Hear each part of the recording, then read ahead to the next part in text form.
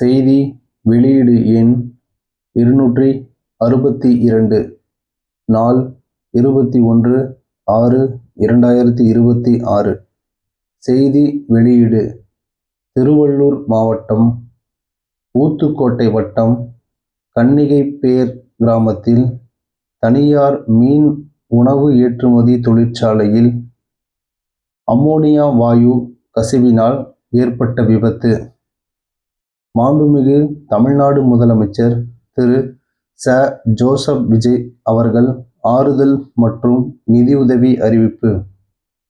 திருவள்ளூர் மாவட்டம் ஊத்துக்கோட்டை வட்டம் பெரியபாளையம் அருகே கன்னிகைப்பேர் கிராமத்தில் இன்று 21/6/2026 தனியார் மீன் உணவு ஏற்றுமதி தொழிற்சாலையின் உற்பத்தி பிரிவில் எதிர்பாராத விதமாக அம்மோனியா வாயு கசிவு ஏற்பட்டதில் அங்கு பணியில் இருந்த 64 நபர்கள் 60 பெண்கள் 4 ஆண்கள் பாதிக்கப்பட்டனர்.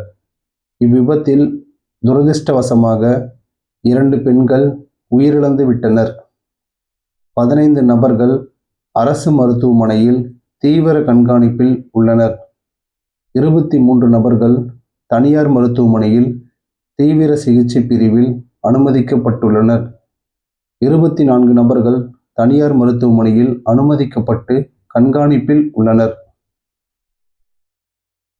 இவ்விபத்து குறித்து இயக்குனர் தொழிலக பாதுகாப்பு மற்றும் சுகாதாரத்துறை, கூடுதல் இயக்குனர் பொது சுகாதாரத்துறை மற்றும் தமிழ்நாடு மாசு கட்டுப்பாட்டு வாரிய உறுப்பினர் செயலர் தலைமையில் ஆய்வு மேற்கொண்டு முதற்கட்ட விசாரணை அறிக்கையினை 24 மணி நேரத்துக்குள்ளாகவும் முழுமையான விசாரணை அறிக்கையினை 3 நாட்களுக்குள்ளாகவும் சமர்ப்பிக்குமாறு உத்தரவிட்டுள்ளேன்.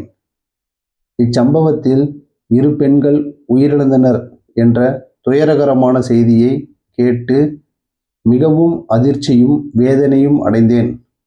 இவ்விபத்தில் உயிரிழந்த 2 பெண்களின் குடும்பத்தினருக்கு எனது ஆழ்ந்த இரங்கலையும் ஆறுதலையும் தெரிவித்துக் கொள்வதோடு முதலமைச்சர் பொது நிவாரண நிதியிலிருந்து தலா 2 லட்சம் ரூபாய் வழங்க உத்தரவிட்டுள்ளேன்.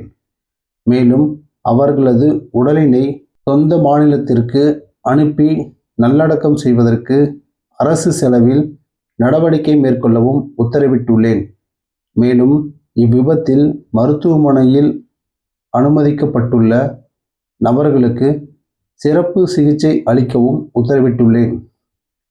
இவ்விபத்தில் உயிரிழந்த மற்றும் பாதிப்படைந்த தொழிலாளர்களுக்கு தொழிலாளர் மாநில ஈட்டுறுதி காப்பீட்டு திட்டம் ESI வேலையாள் இழப்பீடு சட்டத்தின் கீழ் உரிய இழப்பீடு வழங்கிட நடவடிக்கை மேற்கொள்ளவும் உத்தரவிட்டுள்ளேன். இனி வருங்காலங்களில் இதுபோன்ற விபத்துக்களை தவிர்க்கும் பொருட்டு பேரபாய தொழிற்சாலைகளை ஹேசர்டஸ் இண்டஸ்ட்ரீஸ் உடனடியாக குழு ஆய்வுகள் மேற்கொள்ளவும் உத்தரவிட்டுள்ளேன்.